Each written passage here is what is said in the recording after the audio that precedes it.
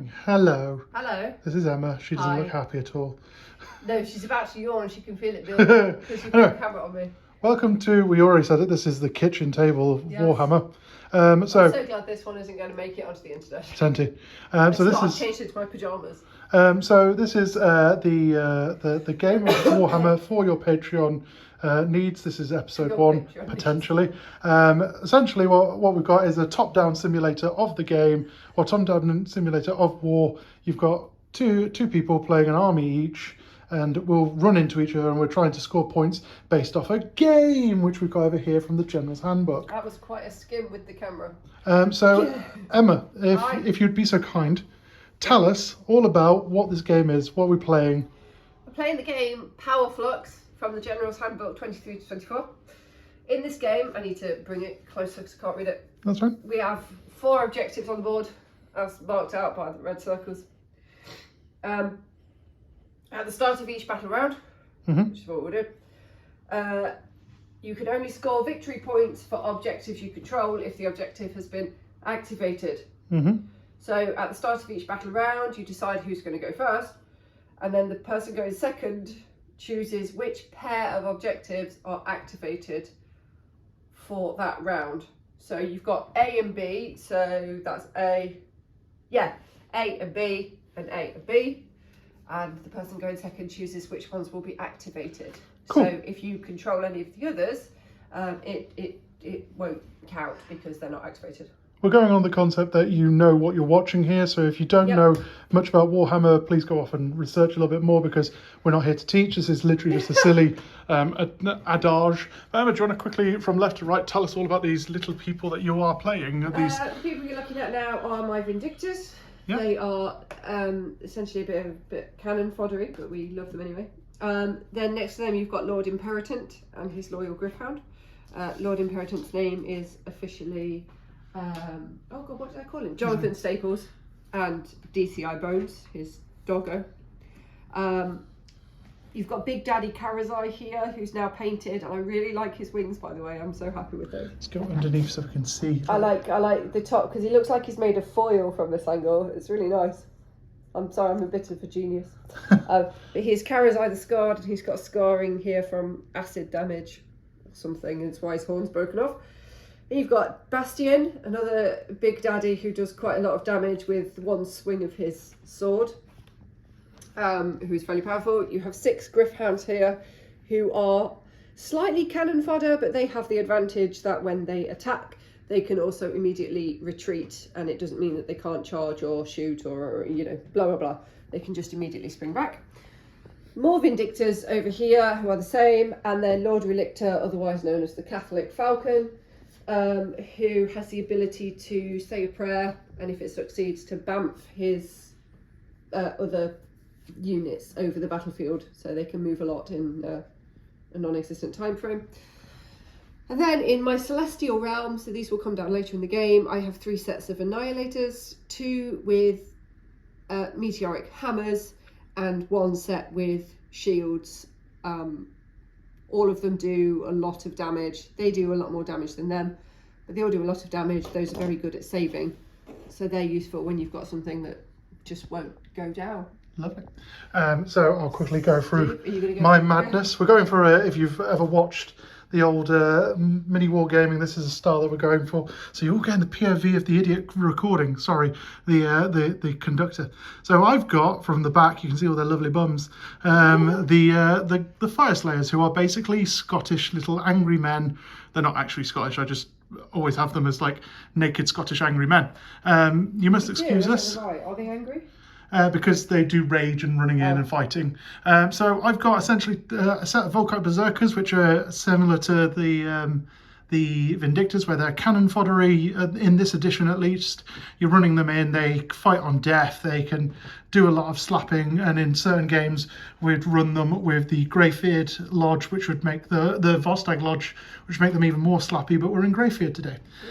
Next to them is a Rune Smiter standing in for my Flame Keeper, who's currently on the sprue and waiting, because as I've mentioned, we are currently getting ready for a for a tournament. So next to him are the based but not painted half-guard berserkers.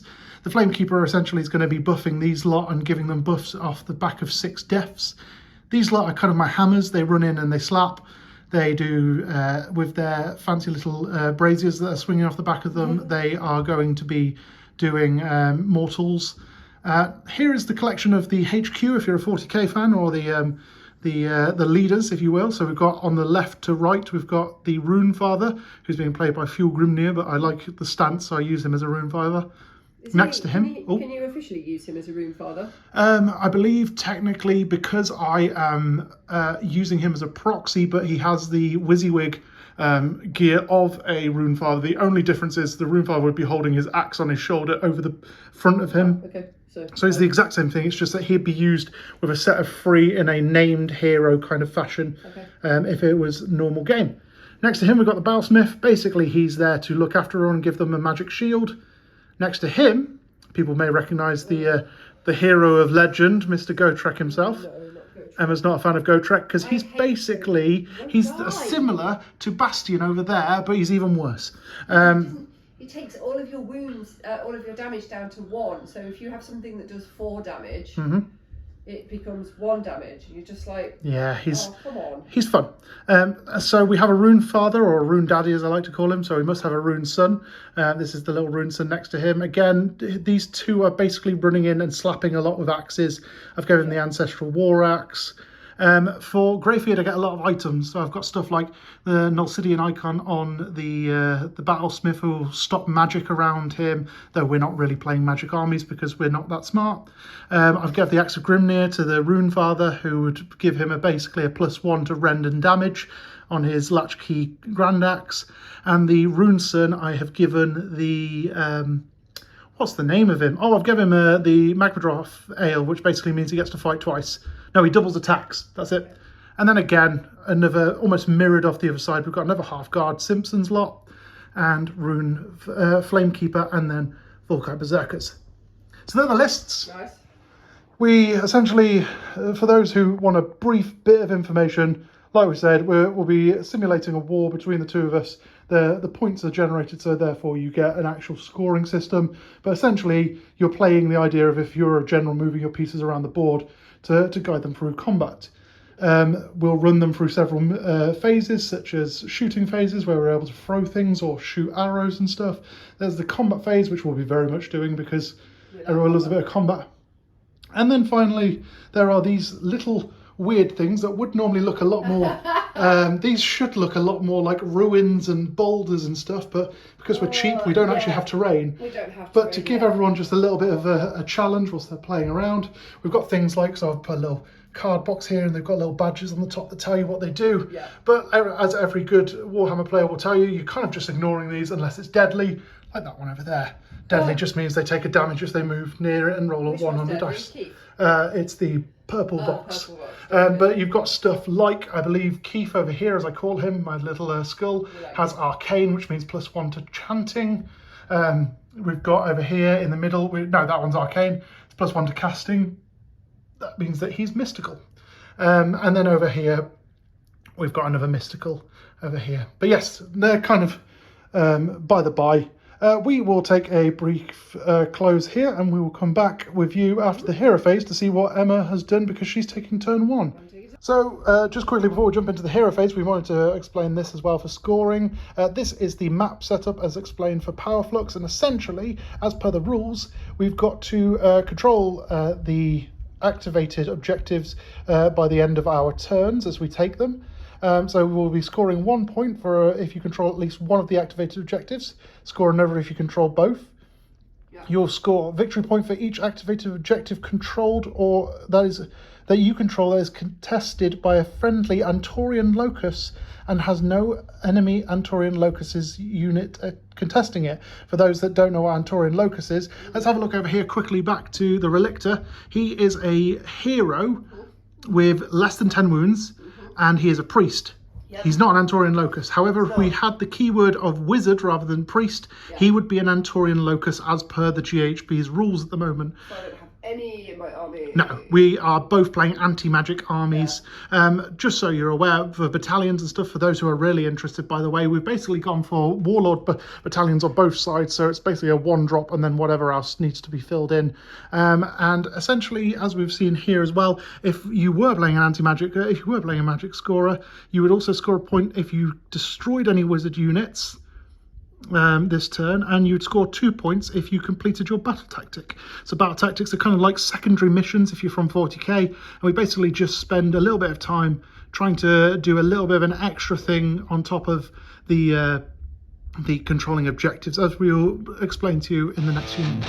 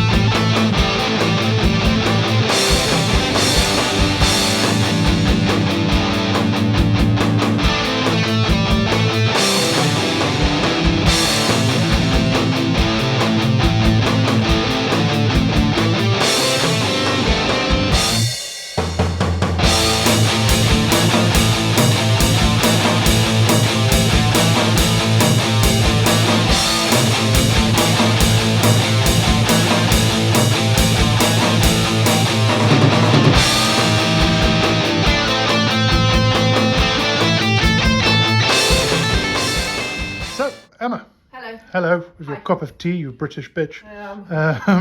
Apologies, as you'll know from our podcast, profanity is preferred.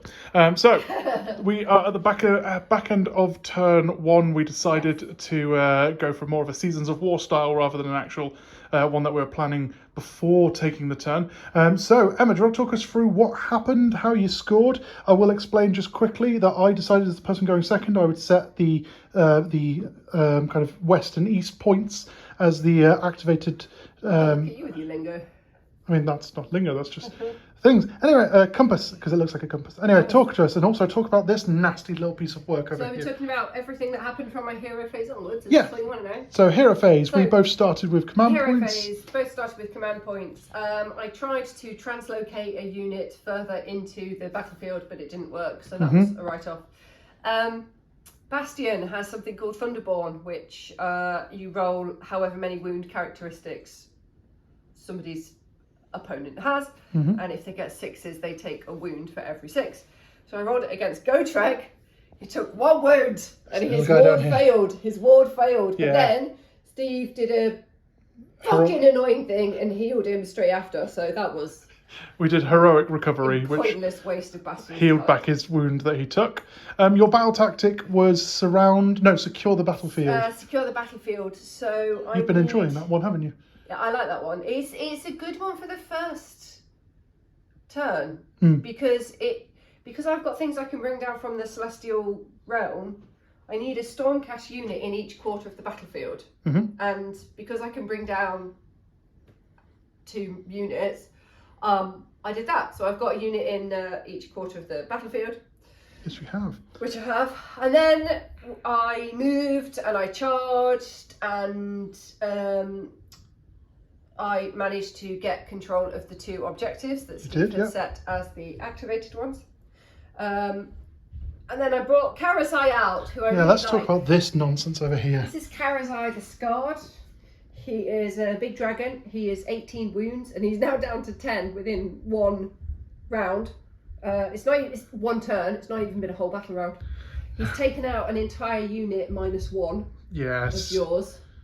But like I said, he's already gone down 8 wounds, so you'll probably destroy him in the next turn. Yes, you'll notice this lone little cherub over here. This little white guy. The last of the half guard, if you will. Do you want to shoot your guys over there? Yes, look at the dead pile over there. The dead pile. Also, you can see the lovely Northern Invasion objective markers where you can see which person is controlling. If you want to see more, go over to Tabletop. Go over to Northern Invasion TV on YouTube. He's brilliant and does actual proper battle reports. Yeah, they're actually good. That's the tournament we're actually preparing for. Yeah. But yes, Karazai ran in. I decided to be brazen because they have a 4-up ward, and I ran the Half-Guard Berserkers into him. I used fierce counterattack, which meant that I could attack him first for charging me, and then these brave little boys over here decided to try take him. I shouldn't have ran him in because he's going to get killed. Can we just take a moment, even if you're not a fan of painting, just look how good this little dragon is. Isn't she good? Oh well, the only dragon on the board, Emma. I was giving you a compliment. I like the outside of him better than I like the inside of him on his wings, but I also really like that blue. But yes, so back up over the top of the thing, we have scored 1 for controlling one of the objectives. Yep. It's control another 1 for controlling both of them, and then you scored 2 points for your battle tactic, leaving our current points at 4-0 for Stormcast Eternals. We will be back with you in another couple of minutes where we'll talk about how the Fyreslayers responded. Yes. Bye.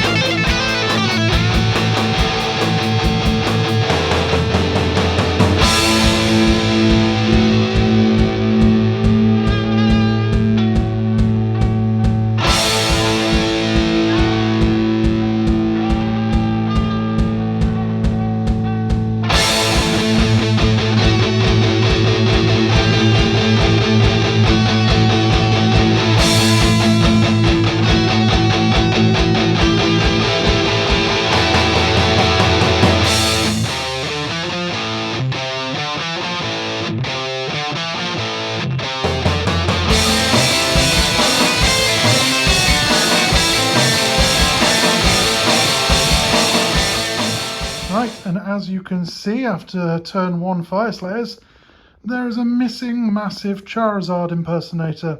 So I took my turn 1 with Beast Slayer as my battle tactic, which basically Mr. Gotrek over here, who constantly seems to be facing away from your camera, sorry guys, decided to try take on Karazai, and he had to kill him. And it was all looking pretty well. We retreated the lone Half-Guard Berserker, so this turn I can hopefully rally them back. We basically had a little bit of a shifty over this side. I set up these Volkite Berserkers over here to essentially give them a potential for Surround Destroy later, and also try block Emma's final set of Annihilators over there in Celestial Realm from coming down and ruining my day. Speaking of Annihilators, over here, these guys decided to wipe off the face of the earth the aforementioned hammers with shields. The beautiful thing about these lot, if you haven't played Fyreslayers before, is that they do 2 mortal wounds in addition to any damage they do for each 6 they roll on hit rolls. So when they did 8 with just the mortal wounds, we agreed to save the rest of the battle and do it there. Similarly, over here, there was a moment where essentially Gotrek only did 7 of the 8 wounds needed to kill him. No, it was 6 of the wounds he needed to do. He did, down to and then the Flamekeeper put him down to 1, and then I was very worried that these 8 were going to kill him. But unfortunately, with Emma's taking of, you took Finest Hour, or Best Day Ever, as everyone calls it, and then you all-out defensed, which made him very, very defended indeed, and therefore meant that only on Gotrek's Unstoppable Battle Fury did he manage to kill him, and thus scoring me the 1 objective over here and the battle tactic, leaving us at the end of round 1 for 4-3 in favour of the Stormcast Eternals. Yep. Speaking of end of battle rounds, we should probably work out who's going first in round 2. So, Emma. There's a really annoying fly just... It's the warmth, isn't it? Try to do it. Okay, I was going to say. I mean, that was over here in the middle. We'll say you got a 6 regardless. I got a 5. So Emma, you won you took priority last turn. Okay. So you get to decide who will be going first for round 2. To go first. That makes sense rather than letting me double turn you. So we will be back in a moment for the end of Stormcast Eternals turn 2. See you in a moment.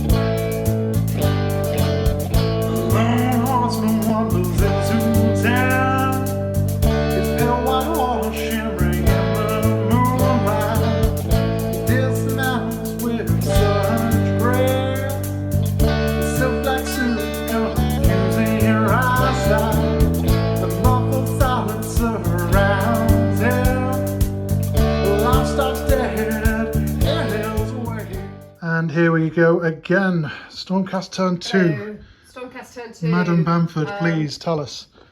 Well, I've not got my big foil dragon anymore. So, managed to translocate some things over there. Yep. So my tactic was intimidate the invaders. So I needed to get more units outside of my territory than inside of my territory by the end of the turn. Translocated some Vindictors over there.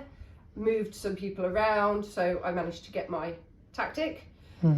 Steve chose the middle pair to be deactivated. The north and south to be activated. So I left my Gryph-hounds there. So we would keep control of one.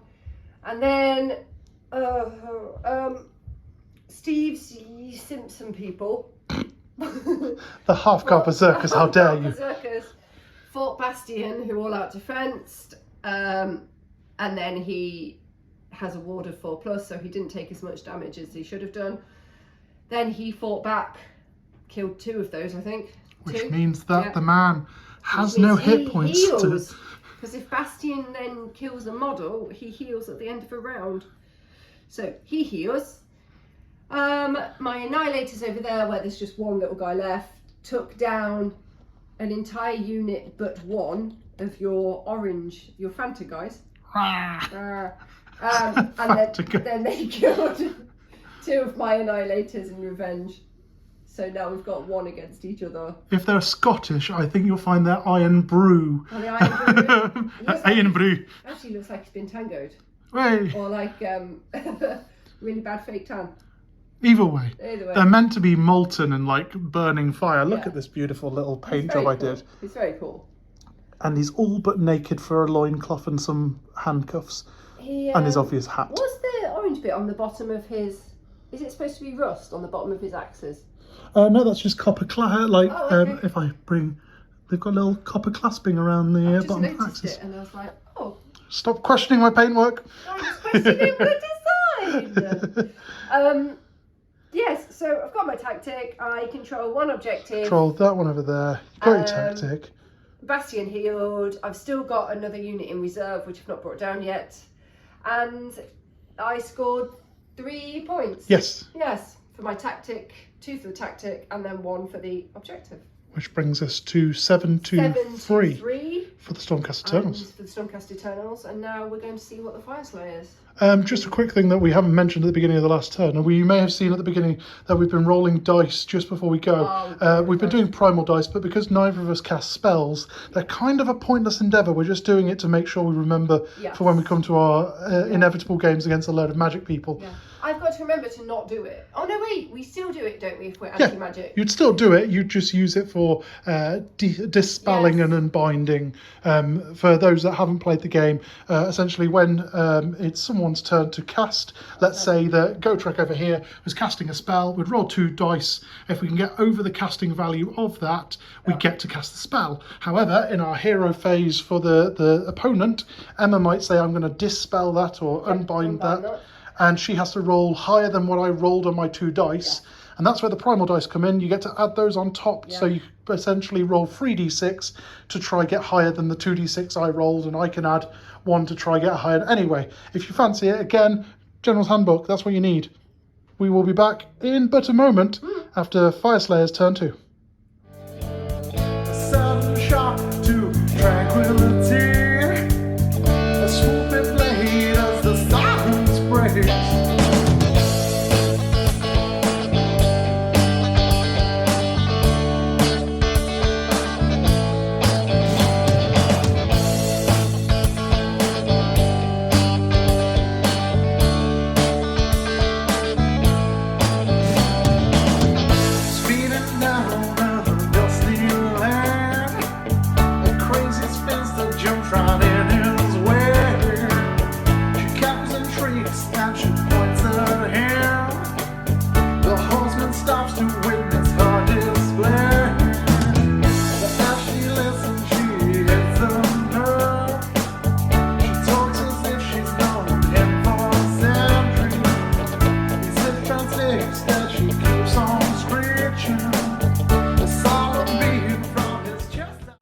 Hello and welcome back from turn 2, the Fyreslayers, as Emma takes a nice pew over here. She's an old lass, so she needs to get all the rest she can. It's not bad. back. He's not supporting me. She's over 30. Everyone knows over 30 your back doesn't work. Look at my worders and my stamps. So, I took the battle round with the tactic of Grimnir Knows No Mercy, which meant that essentially over here there's a mist that used to be the shape of an Annihilator and one lone Volkite Berserker, and those Volkite Berserkers over there, which are piled up against the Annihilator, not the Annihilator, the Vindictors over in the corner. Essentially what needed to be there is they needed to get into combat and end the turn within 3 inches of an enemy if they survived, so they score my tactic. Over here you can see that Bastian is essentially doing his usual fun and has absolutely ruined any chance of me being happy by taking out even more of my half-guard berserkers. But Runeson has come in to say hello, so the retinue is still there.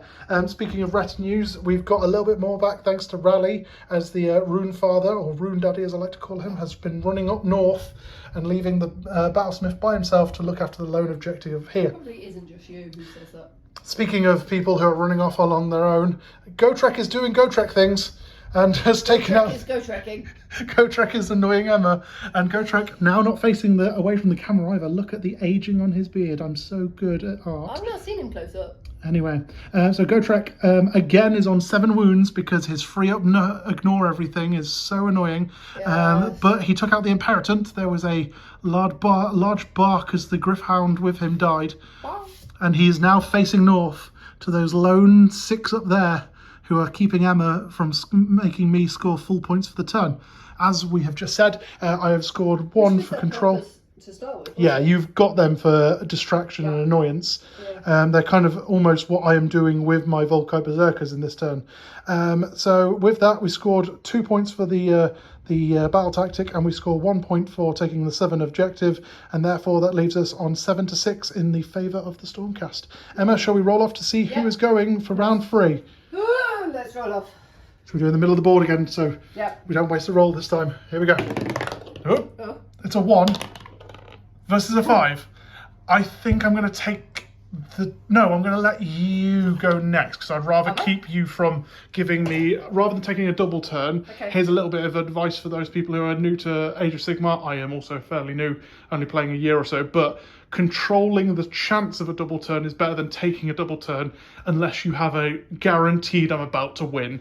And with Bastian still on the board, I am not winning unless GoTrek can move that entire 12, 15 inches that he needs to get over there. So even though I've been getting 12s on my charge rolls, this will be the time you don't get that. Yeah, it'll be the one time that I need it that I don't get it. It also means that I get to choose the terrain that will be, and I think for the sake of madness, I am going to leave it on the north and south. So we will see you in but a moment after we have taken turn 3 Stormcast Eternal.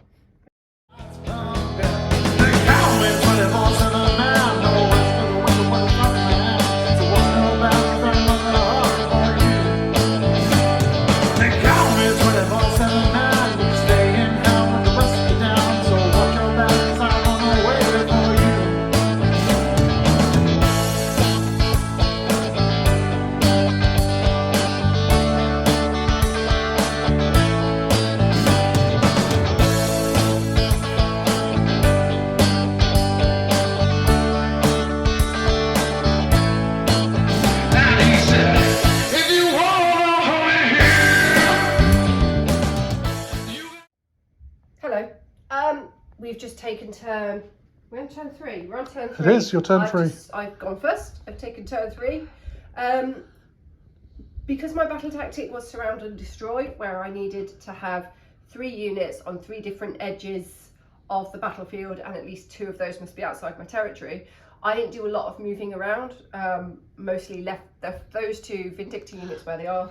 Sorry, you can't see these, so you've got one over here. Vindictor unit over there. And you've got one over there, which is still dealing with a little Fanta group. Fanta problem. And moved these Griffhounds back, so they were on the 3rd battle edge. But brought my Annihilators down from the Celestial Realm to still have control of this objective here. Translocated, what's his face? Relictor over there, just to be on the other side of the board. And then the combat came down to these Vindictors against... Yeah, it was all over here, wasn't it? Yep. And Bastian against your Simpsons. McSimpson, sorry, they're Scottish. Yes, we keep, this is the second time now where Bastian has been on about 4 wounds, and then because he killed one model, he heals again, which I think... I have to keep checking is right, but... It is right, that's how he works. If any enemy models were slain by wounds caused by that unit's attacks in that phase, you can heal all wounds allocated to this unit. So no matter how many times I read it, it's still right. But... Yeah, which is where, when you make the argument that you don't like Gotrek, because I completely get it. If people have read Gotrek's stats, he basically does, so he's got 6 attacks on freeze and freeze, Ren 2, 3 damage each, but 6s on his attack, unmodified 6s on his attack rolls are do d6 mortals on top of everything, and then you also have the fact that he re-rolls hits and wound rolls, so you essentially have the ability, if you got really cocky with it, to roll a maximum without the d6s on top. If you just kept re-rolling everything and everything went through, you've got a maximum of 18 damage without the d6s, then there's an additional 6d6 that could be going through, which is another 36 damage.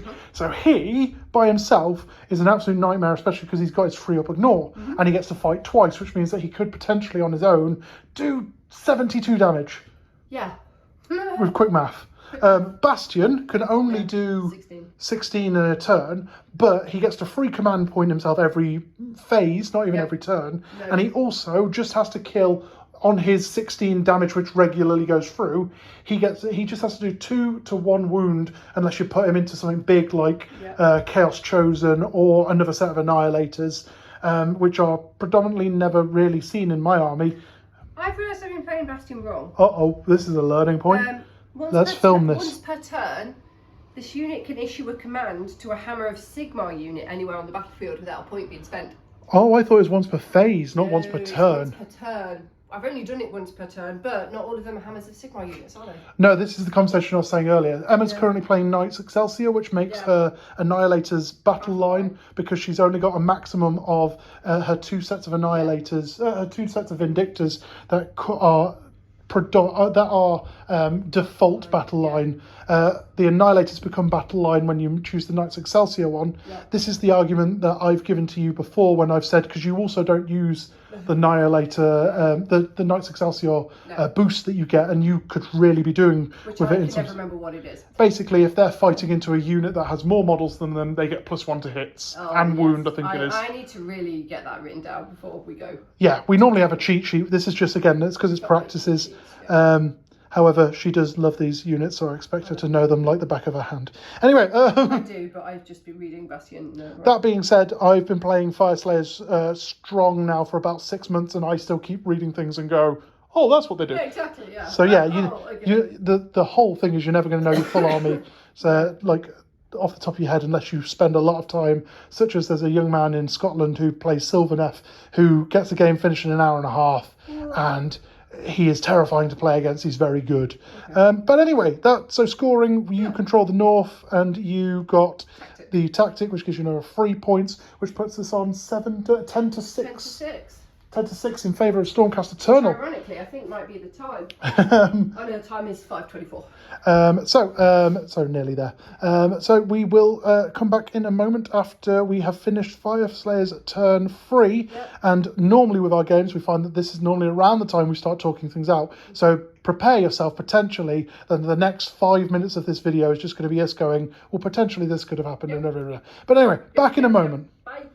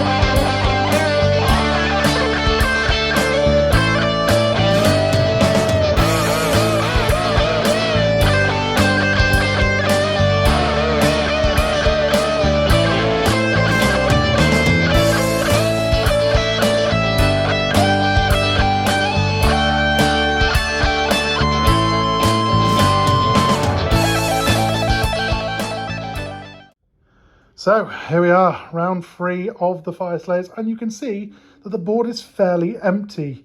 We so we took the we were going to take Seize by Force, but then we forgot that essentially because there's only ever 2 objectives focused on this game, they technically by controlling 1 couldn't take Seize by Force because the wording is specifically they need to have less objectives than their opponent and then finish the turn on more objectives. So in actual fact, we told our little friend over here, the Flamekeeper that could, Little Flamekeeper that could. yeah. We asked him to go off and give an honourable death, so he would kill a model but die in return.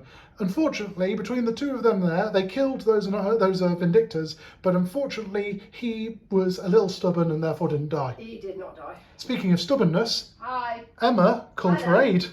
I managed to kill those 5 Vindictors, and then because of the joys of Stormcast Eternals, Sigmar said, "Not today, friends," and sent down 5 more souls. I don't listen to you. No, Sigmar locked in having a paddy in his little God King castle. No, I am Sigmar. Wait till you see Galmaraz come out somewhere, but Emma never plays the good characters. Anyway, How dare you? I hate Bastian. Bastian's my go-track. He's a really cool model. Speaking of which, he's managed to take out all of my... really well. Yeah, he's still no wounds whatsoever. Nope. He's managed to put a wound onto the Rune Sun and has taken out all of his retinue now. And then finally, Gotrek has run across the board. The Battlesmith, or Shortbread as he's nicknamed, has run down to try take a bit of a chunk out of the Relictor, which has meant that the Relictor's down to 3.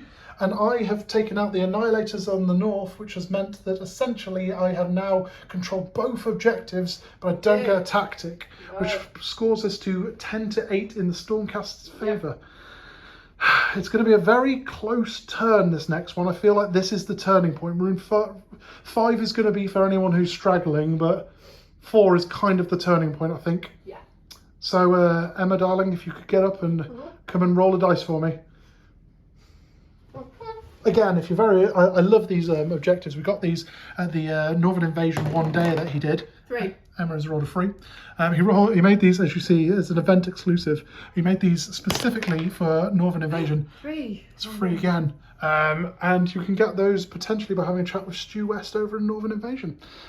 So it's free to free on those rolls, which means that the winner of the last priority gets to choose. Emma, is it Stormcast or Fyreslayers? I will go first with Stormcast so you don't get to double turn. So it will be turn 4 for Sigmar's boys. For Sigmar's boys. Bye now.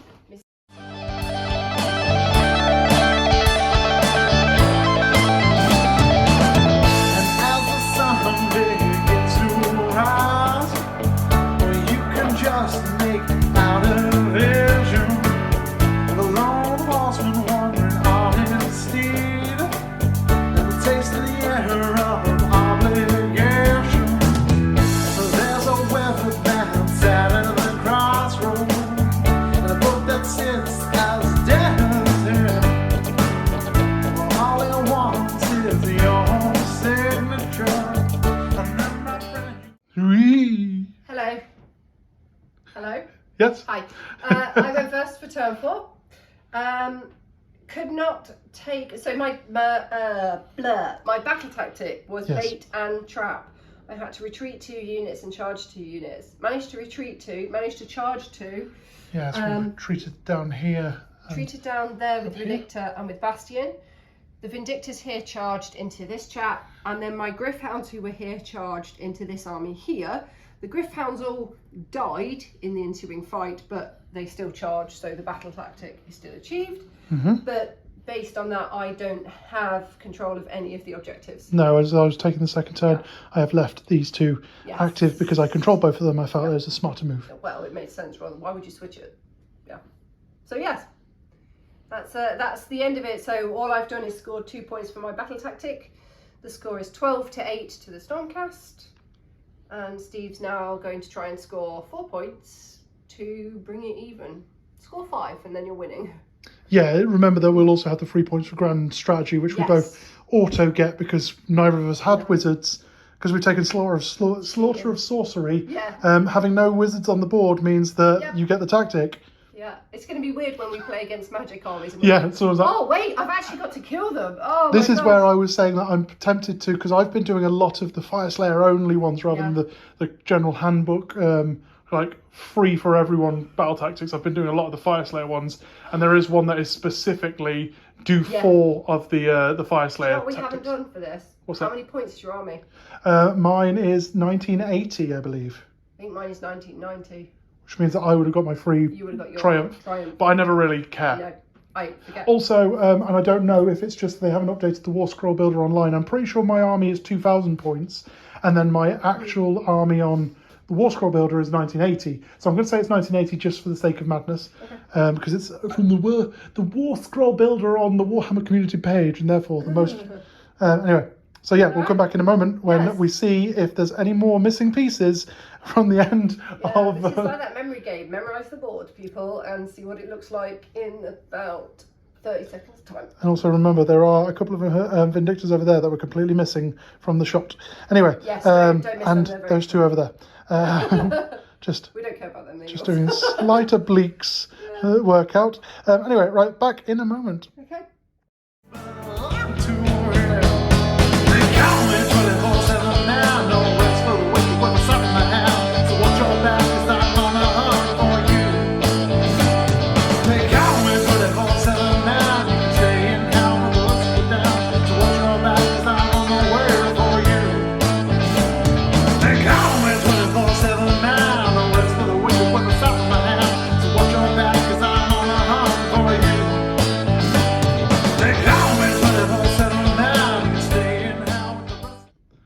I said that the turn 4 would be the decider. It's not. It's actually now going to be turn 5 that's going to be the decider.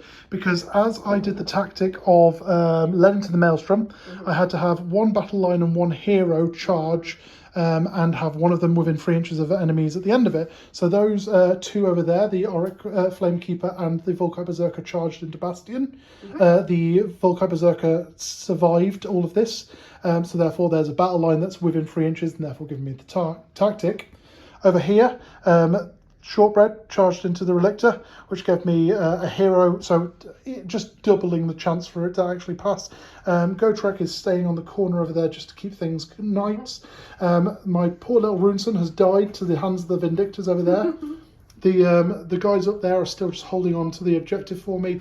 And finally, the little hero that could over this side, for my Flamekeeper, has decided that he would run into a pile of Volkites, Vindictors, and also is standing the test of time as he only took 2 wounds, and he has 5 of them flapping back at him. But that gave me 2 points for my for controlling both objectives, and then it's also given me 2 points for my tactic, and therefore putting it onto 12 all, meaning that because we'll both get 3 points for our grand strategy, that puts us on 15 all. And I don't have a tactic I can do in the next turn. So this is going to be a very interesting point to see priority. You kind of want to get priority. I want to go second. Yeah, you want to score the high priority to decide, and then you want to therefore after that change it to B and B rather than. How did you know? Anyway, so let's roll off and see how we're doing. Will you care to join me, Emma? Yeah, I was trying to look for a tactic. That's fine. We'll have a chat in a minute. Rolling. 6, and I got a 5. So you get to decide who goes first. I'm going second. Very smart. You can go first, and Right. I'm going to pick B and B as the 2 that are. You're basically going to move it to those places. Yep. Very clever indeed. As you know. Right. So we'll be back in a moment after we find out what the Fyreslayers do in Fyreslayers turn 5. Yeah. This is all for the biscuits. All for the biscuits. Back in a moment. All for the biscuits. All for the biscuits. Go.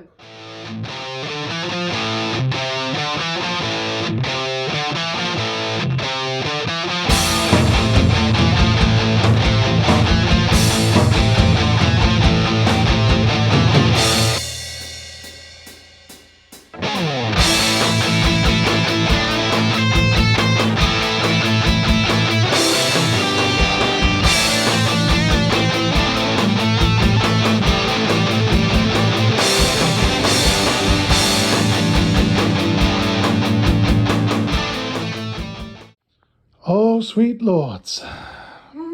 So a couple of things are missing now, such as those Vindictors. My little Volkite Berserker. The Relictor down here. It's gone. So essentially what I did was there was umming and ahhing. I had two tactics I could have done, which were settle a grudge or seize by force. Both of them viable. I was going to go for seize by force because, as you can see, I have now taken control of both the objectives, so I would have got it. But I decided to go for settle a grudge just in case I didn't make the movements. I used at the double to move those half guard onto the board, which meant that with the 2 that the Flamekeeper counts as, that left us with I believe there's 4 on that objective plus him to 6 against the 4 that make it onto the board, according to those Vindictors over the side. Oh, that's a good point, actually. I'm never going to be able to take control of that because they can't move onto the objective. If you kill him, though, you take away. Yeah. Okay. And also, technically, you could pile with them. Yeah. Because all you have to do is it must end no further away from the closest model. So that's you could so if he moves pile him around, and then it allows him to come through. And then also means that you've got more bodies on the board because you just need to have one more body on that little circle in comparison to the half-guard Berserkers. Over here, I did the exact same thing. I ran Gotrek to kill the Vindictors, which Emma rallied to make it a harder time for me. I got very annoyed by the... I was trying to charge the Runefather into Bastian to keep him locked up because I'm very much aware that that thing's about to move. However, that has led to the final points for Fyreslayers. We've got 2 points for the objectives, 2 points for the tactic, and then 3 points for Slaughter of Sorcery, making the final points for Fyreslayers 19. You're currently at 15 with your grand strategy. Yeah, so that's why I was like, I'm on 12. So if you can get both of those objectives off me... No, and a tactic. And a tactic... Yeah, we draw. It's a draw. Okay, let's see how it goes. Even more fun, our fun little game over here. We're playing a narrative game at home, which means that Emma's Relictor and my Runefather are referred to as Warp Lords, and essentially a death in this point is going to benefit Emma if she kills my Runefather, because I've just added wounds onto her character for our tracking at home. If she kills, that is my Runefather. If you kill him, you make our narrative game that we're running with our friend Liam into a bit more of a problem. Okay. So we shall see you in but a moment to see how Emma does. This could be a draw or a Fyreslayer victory. Could be a Fyreslayer victory indeed. Okay. So let's come back in a moment and see how it goes.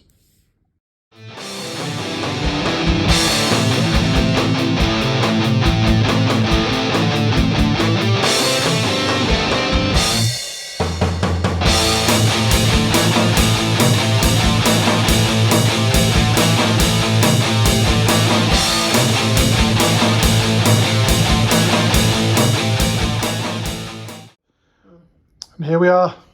Yeah, so Fyreslayers won. I had a plan for the end, and then I failed to realise that if I killed the Runefather, it would still be Bastian and Gotrek, and it'd be contested, and no one owns it. So yeah, I redeployed the Runefather to get him away, so Gotrek would protect him. It's fine, but however, you did take this objective. Gotrek's unkillable.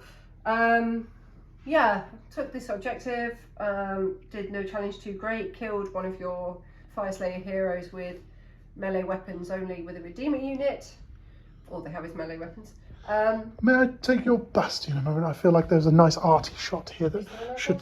We're going to have a little pre-game wrap-up conversation as Bastian and Gotrek just look at each other like, I hate you. Okay, Bastian won't look at him. He doesn't like him. No, he's just looking down on him like, I hate you. But if I may be so bold, Ms. Bamford, because I know that you're upset, and I apologise. I'm not upset that I lost. I'm upset that I had a plan that then didn't just work. Turn the Runefather around. I failed to account for something. So I'm annoyed, and I get a nice self-esteem boost if I win a game. So I'm going to say some things on the recording, and I won't film your face so you don't have the awkwardness of people seeing your emotional reactions and stuff. But I need to highlight that I had to take Gotrek to survive your list. And this isn't an insult or anything like that. This list you play is fucking nasty. It's a nasty list. That's why I like it. I hope that you get filth. I hope you get badge of shame. I don't know if it's that nasty, but I will. No, someone's going to be playing death. I'll enjoy badge of shame. But also, and it needs to be highlighted, I've got stuff stuck to me. So if we just come up and highlight this moment here. So Emma's scored 18 to 19, which is by no means a bad loss. No, so if you had controlled both of them, we'd have been on 19 each. You'd have been on 19 each, which would then come to the conversation of who got the grand strategy. We both got our grand strategy. So then ask you who got the battle tactics. You, according to our tracker that we used one of the apps that came out recently. If you're interested, go look at Tabletop Battles. It's a very good app. Tracks both 40k and Age of Sigmar. Gives you good statistics about who used what, how many points. It's very good. But looking at that there, I'm actually going to come over here and you can see all our gubbins. But as you can see, Emma actually got all of her tactics and I failed my third turn tactic. Which means that technically, if it had come to a draw, you would have actually got a minor victory in a tournament fashion. Because, I think that's the way it rules at least. So I actually don't feel bad about the fact that that one thing meant that you lost by 1 point. Because technically you have done, I don't know, there's another type of scoring where it's not just, I got a major victory, I got 20 points, I got a minor victory, I got 15 points. There's another one that takes into consideration the points you got in the turn, in the game, and that would probably put you on more of like an 18 to 20 score rather than, I can't remember the actual specifications of it. So it's annoying because I'm not upset that I lost the game. I'm just annoyed with myself for forgetting something. And so I'm mad at myself rather than actually upset with the fact that I lost, because losing is fine. It's just, I'm just mad that I didn't do something. I think you should be very proud of yourself. It was a very good game. Anyway, you don't have to be nice. As we come to the end of the game, we will highlight the fact that once again this has been the free episode of the Warhammer battle reports that we're doing for St. James Files. If you have enjoyed this and you would like to see more of them, head over to Patreon, where you'll be able to join the there's little cards that are sticking to my arm. Shh. Sticking to the back of my forearm. Are you molting them? Yes. But essentially, if you've enjoyed this, please come over to our Patreon, where you'll be able to join us. I think it's the £10 a month bracket. I can't remember off the top of my head without having the list in front of us. I've got it over there. Is that the one? I think this is the one that says, yes, for £10 a month, you can join us and you can see more of these. We're thinking of doing a Path to Glory, so it won't be 2,000 points every game. This was just a trial. We've also got the idea of potentially, as we're coming up to the end of the year, and Emma's been playing the Stormcast for the year full, apart from a little bit of a Sylvaneth break. So potentially we could be seeing a new year, new army scenario. But what we will promise you, I think this is a fair promise, Emma, if you're happy to agree, you will see things like the fact that, for example, those half-guard berserkers over there are not finished, but they at least look like the half-guard berserker models that they should be. What we're not going to do is go, those half-guard berserkers are actually Ard boys for Iron Jaws. We're not going to do that. You're going to have at least what you see is what you get, even if they're not completely painted. Because once again, we are doing this from the kitchen table, if you will. We're not trying to make a Warhammer. We're not a Warhammer channel. No. This has just been a fun thing because we know that a couple of people who follow us have enjoyed our silliness when we talk about Warhammer. I like our silliness as well. This is, as you will already know, this is going to be free on the Patreon, so you can see it. So please do head over to our podcast if you have seen this from the Patreon only and you've not actually seen that. Head over to St. James Files on Spotify, on SoundCloud, on Apple Podcasts, anywhere you can find a podcast. If you can't find us on there, then give us a shout and we'll probably put ourselves there. Until then, thank you very much for watching. Thank you very much. Thank you very much, Emma. I was about to say thank you very much for leading and writing. No, that's not how this works. Thank you very much for playing. Thank you very much for setting the tables up. And thank you, Keith, for being spooky. Stay spooky, Keith. I was going to say stay spooky, Sigma. But stay spooky, Sigma. Bye for now. Bye.